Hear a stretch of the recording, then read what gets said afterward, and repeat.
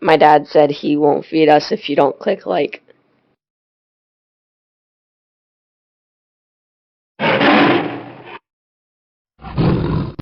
Hey guys, Derek from House of Heathens. So, a lot of people ask me, especially on Facebook, how did I make this Sylvie chestplate from Loki? So, I'll go through it real quick. Um, we are using a fuzzy, comfy pillow as a mannequin right now. Alright, but real quick, let me take this off. So, this is how I started. You know those kids costumes that are like muscular, they make you look all buff and everything. That this is the chest piece for one of them. I cut off the arms, sealed it, put it onto, and this is coming off. Put it onto a piece of light cardboard, and then over that, I had to draw an actual outline of where everything was going to be. So, cut out the outline for the chest plate in cosplay film. So it's puffy outfit with a lot of the puff removed. It just made it more comfortable. I wanted her to be able to like bend over and stuff without hitting something hard. Then light cardboard and cosplay foam. It's 5 millimeters thick, I believe. Okay. From there, each of these is also cosplay foam with black duct tape over it. And I really could have used any color duct tape because I had repainted anyway. So that sucks. But it is black duct tape. It's actually Gorilla duct tape too. That gave it the leathery effect. So each of those is like this is one piece. This is a piece. This is a piece. This is a piece. Each time I glue the piece on, cover it with duct tape. Here's where I ran into problems, okay? To the bends. And the cosplay foam, that second layer, because you got the one layer, the base, the second layer is the stripes or whatever you call them. The sides kept coming off. So we're talking like trying like hell to either find a glue or a way to keep it on there so that the edges didn't come up, or a different material. I had to go with a different material. It's some packing foam, like something would come in the mail. It's a really thin packing foam, and it kind of sucks that there's a little bit of difference in thickness, but it is what it is.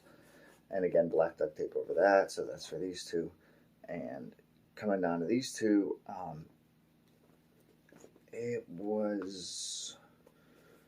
it might have just been like a nylon strap, because at that point even this foam was popping up at the edges. Okay.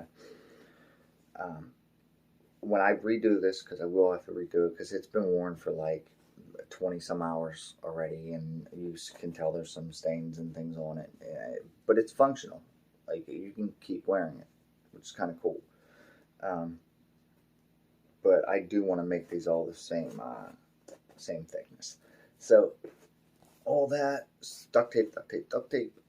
This piece down here, I definitely want to redo because it sticks out too far. But we're coming to the really functional part, which is the strap. I had, those back braces that are supposed to like correct your posture or whatever. You wear them for like 10-15 minutes a day. I had one of those. I actually took all my nylon and lycra, anything strap-ish, and threw it all in I had a huge pile. And I was just trying to figure out, put things together, see what worked. I knew it had to be functional. It has to be, it can't just be sitting on it. It has to actually work. So I looked at that and I said, that's pretty damn close to the same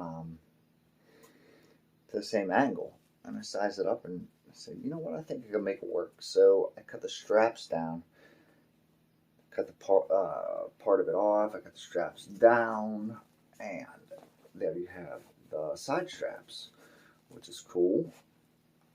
And in order to make them functional, they have to connect to something in the back, obviously. They either can connect to each other or they can connect to a main, like a main piece, and that's what I wanted. Okay, so this main piece, the connector piece, it's actually, I think it's from a virtual reality headset. I'm pretty sure. I could be wrong though. I had so much stuff in that pile. So these, when I put them on, I knew I needed Velcro at the ends. Okay. However, I didn't know because my daughter wasn't here. She was at her mom's house. I was using a crude pillow, smaller than this, to try to measure up. And, you know, I was almost on, but I knew I needed to make it so that I could move these, especially if somebody else wears it or whatever.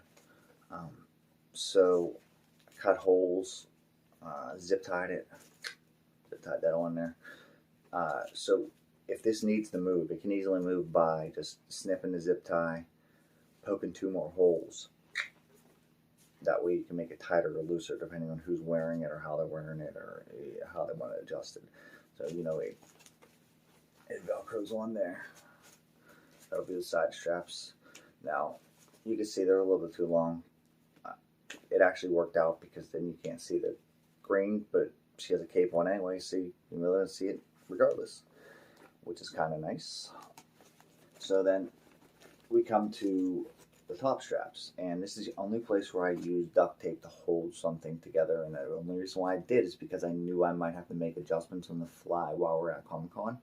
So I needed to have part of it, either this part or both, so that I could just literally whip it up and fix it, or fix the size and things like that.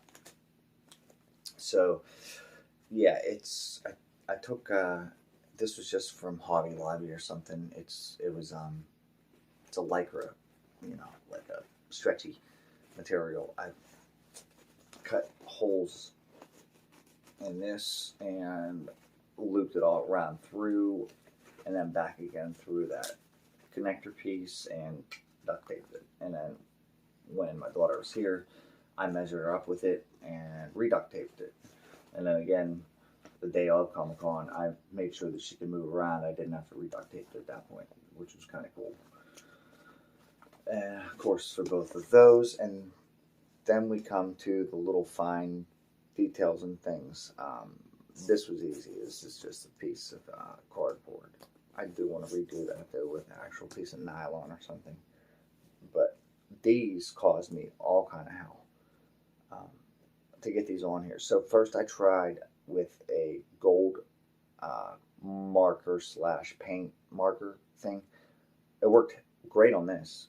Of course I did it, you know, off of this, but I tried to put the paint directly on here. It screwed the entire thing. I had to re-spray paint the entire thing like 3 times. Went through a whole can of spray paint. Yeah, it really set me back a lot of hours because then you have to wait for the spray paint to dry.